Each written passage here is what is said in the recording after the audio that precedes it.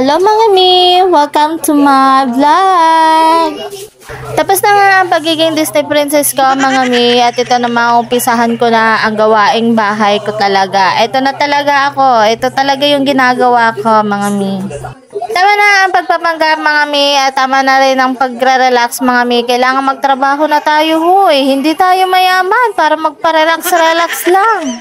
Yung ginamit ko nga sa mga alaga ko mga mi na sabon ay Betcore nga na sabon yon mga mi. Ang ganda talaga simula nang ginamit ko yun sa kanila, talagang gumanda yung balahibo nila at naging healthy na. Uy, hindi na sila yung galisin mga mi. Pero hindi naman sila umabot dun sa masyadong galisin mga mi. Talaga naglagas lang yung buhok nila. And then simula nang ginamit ko nga yung Betcore, talagang gumanda na at bumalik na yung pagiging healthy ng kanilang balahibo. So kung gusto nyo mga mi, lalagay ko na lang din sa comment section and sa yellow basket ka mga mi. Share ko nga lang din sa inyo mga mi, ang paglalaba pala dapat sa mga puti. Ay, may natutunan akong hacks mga mi. Napapanood ko lang din to dun sa mami vlogger na inaabangan ko. Talagang idol ko talaga siya sa mga pagbablog niya.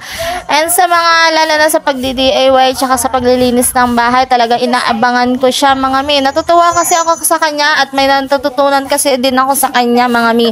Eh, yung paglalaba pala sa mga puti mga mi, kailangan isasabay mo na yung tina, then sunrox, then yung powder, tsaka ikutin mo muna hanggang sa matunaw yung tina, then saka ilalagay yung mga puting damit. So, tingnan nyo naman kung anong kinalabasan, di ba? Ang puti na ng damit, mga white na damit ko, mga mi.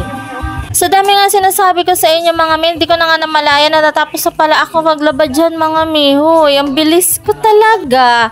So, yun na nga mga mi, at natapos na nga ako, at syempre magme-merienda muna at nagutom ang person mga mi.